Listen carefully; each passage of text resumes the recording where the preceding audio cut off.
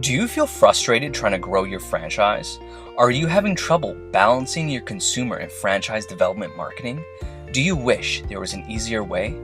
Imagine if you had a proven roadmap to take your franchise's marketing from costing you to making you money. That's why we've created the Franchise Growth Blueprint.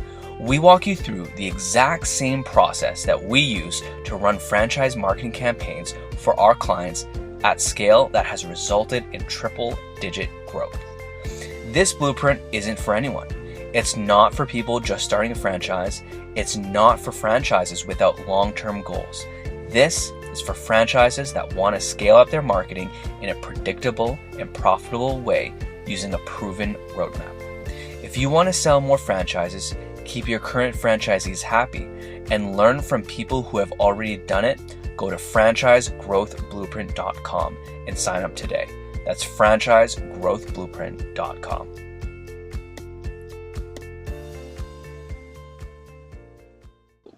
Hello, everyone. Welcome to today's podcast. I'm very excited to have Michael Wagner on, which is the president of Pool Scouts, part of the Buzz franchise brands. You know them through, Pool Scouts Again, British Swim School, Home Clean Heroes. Michael, welcome to the podcast. It's great to have you on. Thank you very much, Jordan. Excited to be here and excited to talk to the audience. Cool. So for those of us who don't know, could you give the listeners a high-level overview of who you are, your background, and how you're involved in the franchise industry? Sure. So I'm Michael Wagner. I'm the president of Pool Scouts. I joined Buzz Franchise Brands in 2015 to start the second brand of Buzz Franchise Brand, which is Pool Scouts. And I've known the CEO and founder of Buzz Franchise Brands, Kevin Wilson, for a long period of time. We both have sophomores in college, so that'll give a little context as far as how long we've known each other. And our kids went to the same birthday party about 18 or 19 years ago. So I was fortunate to be able to join the company to build the second brand. My background, I've done a number of entrepreneurial things in the past, and when Kevin approached me about starting and running a second brand in franchising, I was super excited, albeit I didn't have experience in franchising specifically. I had set up a number of subsidiaries in former careers, and so had a pretty good familiarity with model building and doing the same thing over and over again in different locations, albeit they were corporate owned as opposed to franchise owned. That's my background. Very excited, honored, and proud to be part of a great group and a great company. Very cool. So how did you find that transition going from essentially solely corporate owned locations to now having multiple stakeholders involved, these franchisees? Yeah, so right before I came here, I had been working for about 3.5 years in a credit union, and credit union's basically a nonprofit bank.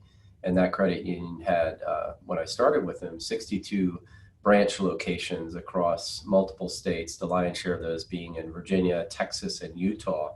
So there were all branches that were doing exactly the same thing, and they all had a model associated, and we had rankings of each of the branches, and you're trying to really replicate the success of the star branches and improve the ones that weren't performing as well. But at the end of the day, they were following corporate rules and regulations, and so there were standards across the board, but they worked for us as opposed to being independent owners. And honestly, I have really appreciated, one of the things I love about our business is, working for our franchisees. And it's kind of the opposite situation. We exist, our core mission at Buzz Franchise Brands is to enable people to realize their dreams. And their dreams include business ownership and flexibility and all of that. Well, as we all know, in the beginning of any business, all that work-life balance and flexibility goes out the window because you got to work really hard to get things going. Mm-hmm. But sharing in that passion and being able to help them see the future and see, what they're building for is something that I think is very cool and very unique to franchising, and certainly one of my favorite parts about what I get to do. For sure. And you know what? You hit the nail right on the head with what I've experienced. I was at a client's annual convention in February, and you could just feel the energy from all the franchisees around you. Just how excited they are, how passionate they are about this business, and there's just this, I don't know, level of satisfaction that at least I got from being able to see these people start their own business and just grow it into something that that's able to sustain them and their family. It's super rewarding. Yeah, it's one of the cool things about building a brand too is this entrepreneurial nature of knowing that you're building a better system across multiple owners. And our job as the franchisor in so many ways is to create the environment and also be humble enough to listen to our franchisees, knowing that they can create the best idea that then we want to replicate across the system and make better and better. So for that reason, even more so, we're really about creating, of course, standard operating procedures and the systems and the model and all those kinds of things. But in an emerging brand, you have to be humble and you have to realize that things change and you can find better ways to do things. We have such an active, great group of franchisees. And I think amidst this COVID virus, some of those things have really come out that have just really made our environment and our group even tighter. Our communications, the ideas, the sharing, and also just the genuine concern for people's well-being has come out. And I really believe across all of our brands, and we have some challenges, of course, that we're kind of come out of this just as a stronger unit overall. And that's something that's very gratifying. I think that comes from these owners being, as you just pointed out, so passionate and involved in their business, but involved in building a brand and being part of that. And so while I wouldn't say we were as an emerging brand as much as we were in the beginning, we now have 44 locations sold across 8 states and 17 franchisees. We're still new. We still got a lot of development to grow, but really harnessing the creativity and the energy of everybody is part of our job. For sure. So how do you facilitate that listening of suggestions and processes, ingesting it and rolling it out to something that all franchisees can do rather than just one single Z? Yeah, I think it takes, we have some great systems. We use Fran Connect, and that's really the intranet that connects everybody together. We have social media across all of our, across our whole system and the ability to share across. So we've got some great tools in place, but ultimately I think it's about the culture. And I think we need to lead by sharing, and we constantly try to do that, especially in challenging times like we've been in, in our countries here. I think that's been a challenge, but I think it's about creating the culture even within the existing franchisee where they're listening to their technicians who are out there cleaning or maintaining people's pools, and they're discovering something that could be done better to improve. So it's really a cultural thing, and then it's a combination of the cultural and the tools to be able to share the best ideas. One of the cool things is we're all walking around with our phones, and we have this ability to capture video in real time and share it. And then all of a sudden with vehicles like Fran Connect or whatever we might have, we have a section within Fran Connect we call the swim up bar. And the swim up bar is where people post on an ongoing basis stuff that they can share with the system. And we encourage them not to just share, the standard operating procedure, but sometimes share some stuff that makes it you want to come back, whether it's humorous, a situation that happens, a picture of a snake in a skimmer basket, an alligator at the bottom of a pool of one of our franchisees in Florida, stuff that's entertaining, but also newsworthy and then worthy of sharing to improve people's businesses. Wow, I love that swim up bar idea. And I was speaking to Ken LeBlanc from Property Guys on a previous episode, and he's saying very similar things, that having that core culture is so important as you scale up your franchise, because as an emerging brand like yourself, you need to have and instill that culture right from the get-go, because as you grow, if you don't have that, things kind of start to fall apart. So I absolutely love that. How have you been, I guess, like managing that and scaling that upwards, especially on your franchise development side?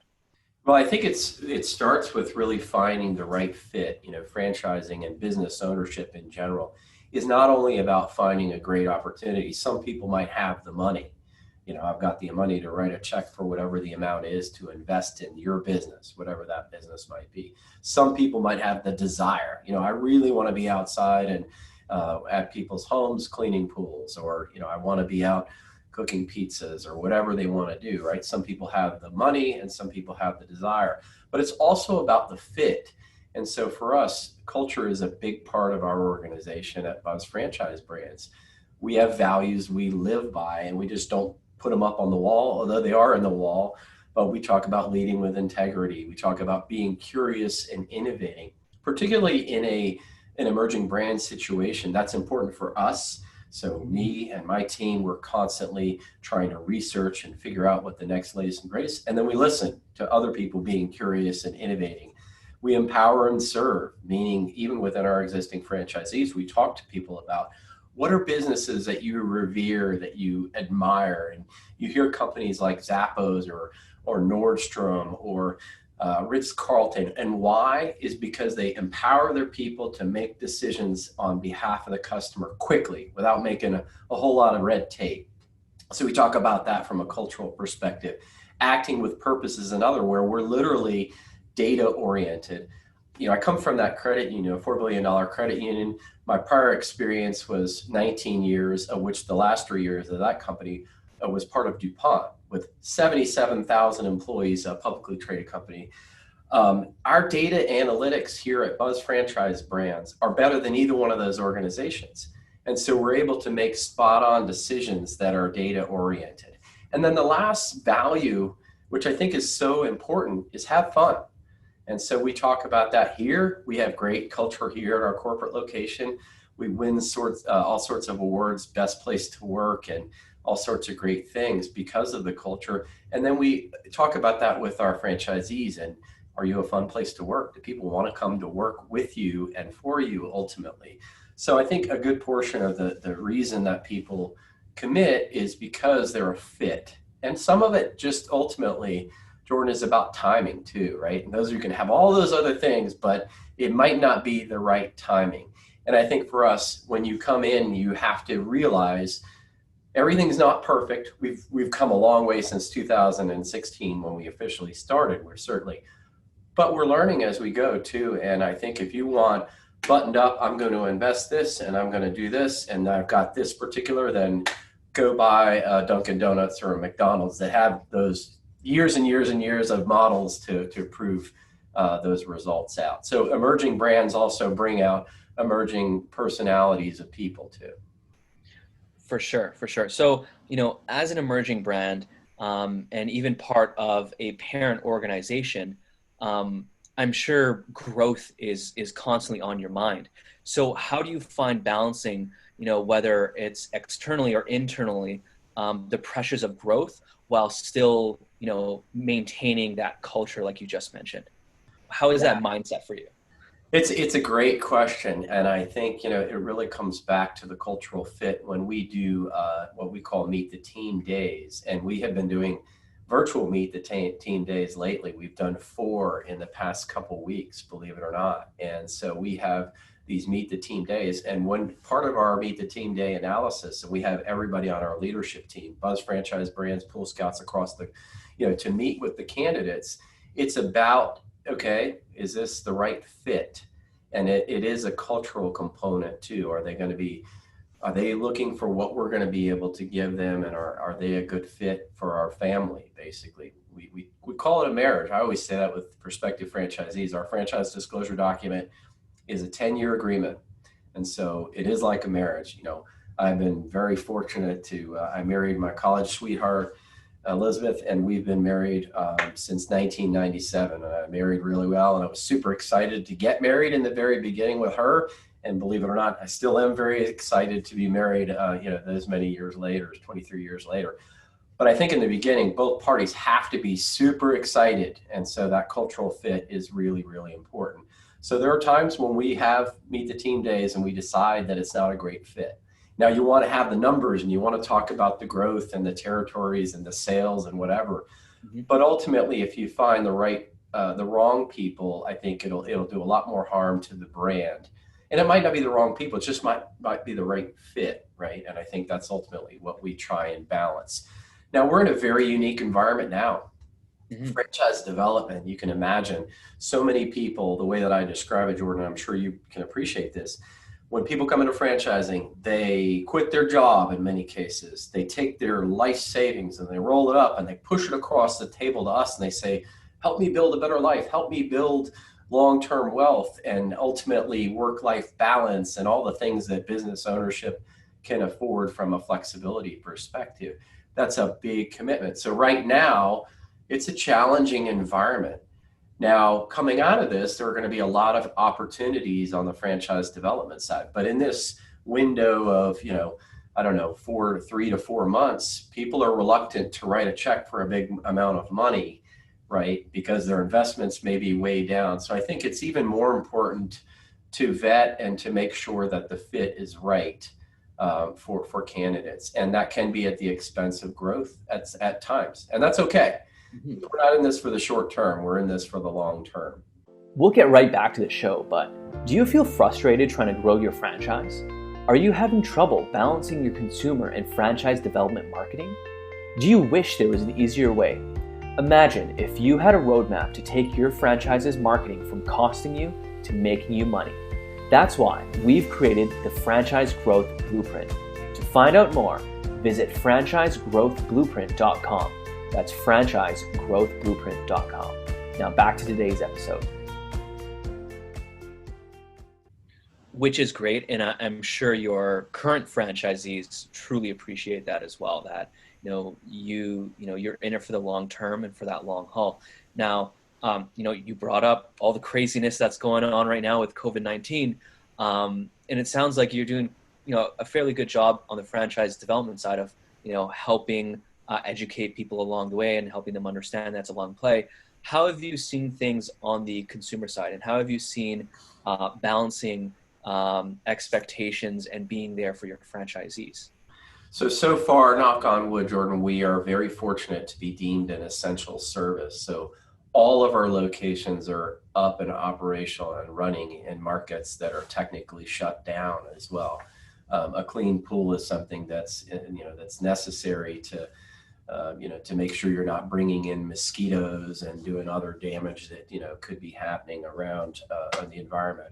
And a lot of people are at home, and so their pool is their safe haven too. And so even in seasonal markets like today here in Virginia Beach, I don't know, it's 56 degrees or something like that. I think today in our local operations business, we were opening 8 to 10 pools. Wow. And so that was just today, but people are like, man, I want my pool. Even if I'm just looking at it, I want to be outside with my family who's all around me. So we've seen in some cases a very solid or an even increase in demand in our services. And so that's important. What we have been very cognizant of is educating our customers and our franchisees around the hazards. Now, a sanitized pool, which means that it has, chlorine levels that are above 3 parts per million, that will kill the virus itself. So it's not like you're going to transmit it through the pool water, provided that the pool is clean and sanitary. That said, we have designed standard operating procedures that include sanitizing all the surfaces that we come in contact or that are frequently in contact at and around the pool, the gate, the control panel, the handles, the guardrails of the pool or the ladders of the pool as part of our normal service. And then we've produced video content to show that to our franchisees, as well as how to safeguard your technicians, make sure they've got all the PPE necessary to protect themselves. And so I think we've also listened to some of our franchisees who have come up with great ideas on better ways to protect the employees. See, sometimes it's okay. Well, not everybody comes in at 7 o'clock in the morning. You come in at 7, you get all your stuff in your vehicle and you go out. The next guy comes in at 7:10. The next gal comes in at 7:20. So even things like that our franchisees have brought to the table to safeguard the employees and the technicians. That's great. I love the collaborative approach to tackling this, um, what I like to call an opportunity, right? Because it truly is an opportunity to innovate, to expand, to grow closer to your current franchisees and your current customer base, and explore new revenue channels as well. So I love this continuous feedback loop that, from what I've been seeing, has been a very common thread throughout this entire conversation. Yeah. Well, we know that we're not successful without successful franchisees. And Jordan, you're as well aware of what we call validation as anything else. Validation is really the fact that your franchisees end up talking to prospective franchisees. And the question and the conversation kind of goes like, well, would you do this again? Are you happy with the support? So, of course, that's important. But more important to that is doing the right thing by the franchisees, knowing that, as I mentioned, that really serious and personal choice that a franchisee takes to quit their job and roll up their life savings and push it across the table to us. We exist to make them successful, and we take that role very seriously. I will promise you that my team and I have been, taking calls on the weekends and at night, and we're coaching people through challenging situations. We always talk about the customer relationship. I mentioned the franchise relationship being 10 years, but I also talk about the customer relationship being 10 years as well. Mm-hmm. And so with that in mind, we talk about how important it is to be flexible. We've had some customers that might call us up in different areas and say, what, I lost my job and your bill, and you work with them to try and make sure that you can accommodate them paying the bill over time, or reducing the frequency of services, or getting the service done quicker because they're at home and they need their pool cleaned, or there are issues out there. So I think it's really about listening to your customer base and knowing that we're not in it for the short term, and making sure that your customers realize that. In our case, our customers are our franchisees, and so they need to realize that we're here to support them across through great times and through challenging times too. For sure, for sure. So switching gears a bit, and since this is a growth and marketing podcast, I'd love to hear what some of your biggest learnings have been, over the past few years, taking it from 0 to now 17 franchisees.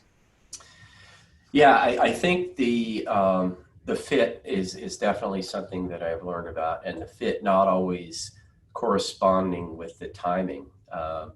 We have some great stories with franchisees, and so our first franchisee started their business in the Raleigh-Durham area, and Tiffany is her name, and she's one of my favorite people, on top of being the earliest adopter of the Pool Scouts franchise model. But she came into the system, and at the time she was a manager, a retail store manager for REI, which is a recreational outdoors type store, and had a corporate background with them in human resources as well. But even she started her business in August of 2016, and then quit her job in February of 2017 to go full into the business. And so that was great. You could just see the difference. And another franchisee we have in Dallas, Texas, his name is John Breton. I met John at an event, a franchise development event in Florida, in Tampa, Florida, probably 2 years before he actually, signed to buy his business. And so that was, once again, the timing wasn't right. At the time, he was living in Atlanta, and then he ended up moving to North Dallas, which is even a much better area in some ways for lots of businesses. So anyways, I think it's realizing about the timing, realizing the long-term relationship is really important, because, I'm a growth-oriented entrepreneurial type person. I want to grow tomorrow. I want to do this. But knowing the long-term nature of what we're doing, I think, has been a very much of an important thing for me to realize. And then also the humility of listening, because honestly, we have evolved as a franchisor, and gotten better and better, and fortunate. I've had a great team of people to help us do that, in addition to the franchisees helping contribute. And then I think, just learning from my colleagues, we always talk about where we have, over 100 years of franchising experience on our team.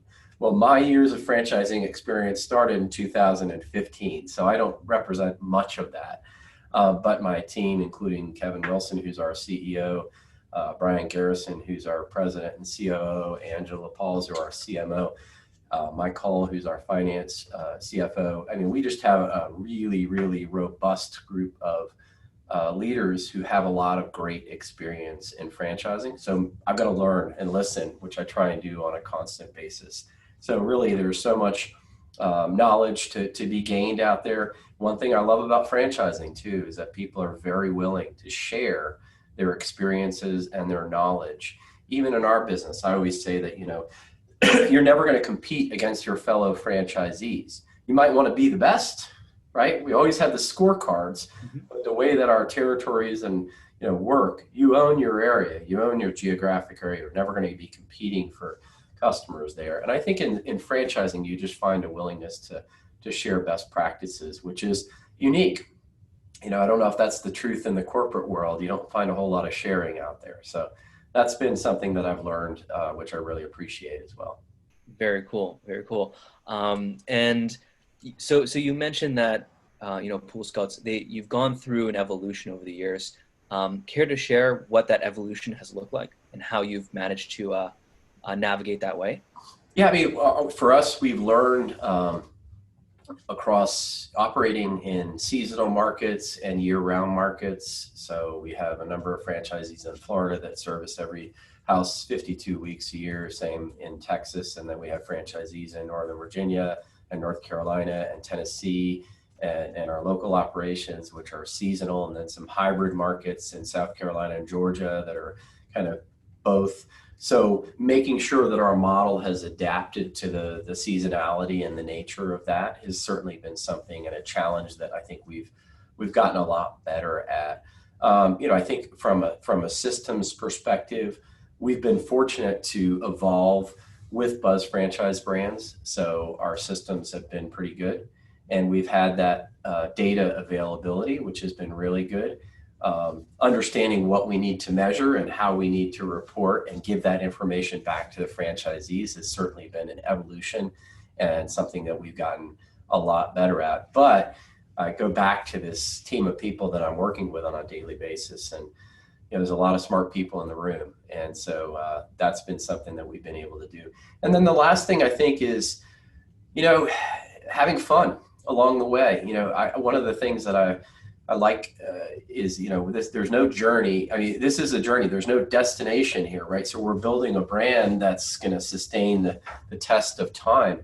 Well, that brand is built on our franchisees and the customers of our franchisees. And so we got to really enjoy every day and every moment that we do things. And I always talk about this with franchisees, and I try to practice it, which is celebrate successes, the small successes that you've got going on. And in the case of a franchisee, it could be that you got your first customer, you got your 100th customer, you hit your first $100,000 in revenue, you generated your first profitable month, your first profitable year, your technician got a 10 out of 10 on the Net Promoter Score, you got the highest Net Promoter Score. Just finding reasons to celebrate successes, I think, allows you to really step back at times and realize that you're having fun. Sometimes it's not as easy to see that unless you kind of take those moments to pause and recognize things. And I think people appreciate that too. And listen, our business, Jordan, is a business that is delivered to people by people. And it's all about, celebrating those successes with people. For sure. So what advice would you give someone to just starting out as a franchisor? So I think the first thing that I would do is make sure that you're well capitalized. And one of the things that, Kevin Wilson, who's our CEO, always talks about, says, so many businesses don't fail because they don't turn a profit, or a lot of businesses fail because they don't have the capital necessary to really build a business. And when Kevin started, back with Mosquito Joe in 2012, he went out and raised over $4 million to start the brand. And that was to be able to attract the right people and build the brand and do the franchising in the right way and all those things. So first thing would be to make sure you have the capital necessary and to do real modeling and projections associated with that. That's definitely a fundamental part of it. Realize that there are a lot of moving parts to franchising and to brand development, and you can't do it by yourself. And I think so many companies that might try to bootstrap things don't do things effectively. And I think your franchisees deserve better, and they need to deserve better ultimately. Being humble enough to explain to them that we are getting, we're growing a brand and things are going to adapt is okay, but making sure that you've got the people that can lead that adaptation and really provide the ground level support to your franchisees is important. And then the other thing is just not I go out and try and visit every franchisee I can, during the course of the year. And, that means I'm out there cleaning pools and really understanding what's going on with our business model. I don't always do it as well as I'd like to, or do it as frequently as I'd like to, but just making sure that I'm listening to the reality of what's going on with a business owner and what they're really dealing with. And I think as a franchisor, as you go through the ups and downs with the franchisees, sometimes you're patting them on the back and celebrating its success. Sometimes you're literally the shoulder that they're crying on as they're going through business ownerships and challenges associated with business ownership. And so I think that relationship to me is paramount, the trust associated with that relationship. And that doesn't happen easily. That happens through a lot of communication. And like I said, when we're going through what we're going through now with so many brands that are out there, do you have my back? Are you listening to me? Are you supporting me? Are you flexible? Those kinds of things to make sure that they realize that we're in it for the long term, not just for the short term. And it is a long-term play. It takes a long time and a lot of money and a lot of hard work to build up a brand, a successful brand too. For sure. So Michael, we are nearing the end of the episode. Now is the lightning round time. So I'm just going to throw questions at you. I promise they're super easy, no hard balls. All right. All right. So first question is, what is your favorite tool or app that you can't live without? From a business perspective, it's Tableau. It's a business analytics tool that we use here at Buzz Franchise Brands. It gives me literally real-time data across the whole system from wherever I'm sitting with my laptop usually. So that's definitely my favorite tool. Awesome. Who is a franchise leader that you look up to most? I'd have to say internally, it's Kevin Wilson. I mean, Kevin's a great leader. I've been fortunate across my career to work with some unbelievable leaders. And Kevin has the balance between the people skills, the credibility, the data analytics, and just the overall inspirational leadership to drive both our team and our franchisees to want to be the best. And we have one of these documents that we have across our whole system, our whole brand rather, and then rolling up to Buzz Franchise Brands called the Strategy for Winning document. And I think that kind of sums it up, but it's very strategic in nature, yet the personal connections that Kevin's able to have with the team and with the franchisees are something we all try and emulate. And last question, where can people find out more about you and Pool Scouts? So poolscoutsfranchise.com is certainly where the process to learn about our franchisees. We've got some great testimonial videos from existing franchisees there, a lot of information on the investment itself, biographies on the team as well. And then buzzfranchisebrands.com is the overall holding company website as well. We have YouTube channels. We're on LinkedIn. We've got lots of social media presence on Facebook as well. So those are often tools that people can check out too. Awesome. Michael, thank you so much for hopping on the podcast. I appreciate it. You've shared some very insightful knowledge. I appreciate it. Thank you very much, Jordan. I appreciate the time. Look forward to staying in touch. Yep. Take care. Thank you so much for listening to this episode of the Franchise Marketing Podcast. If you found this episode useful, share it with a friend and subscribe now so you don't miss out on any upcoming episodes. And until then, happy marketing.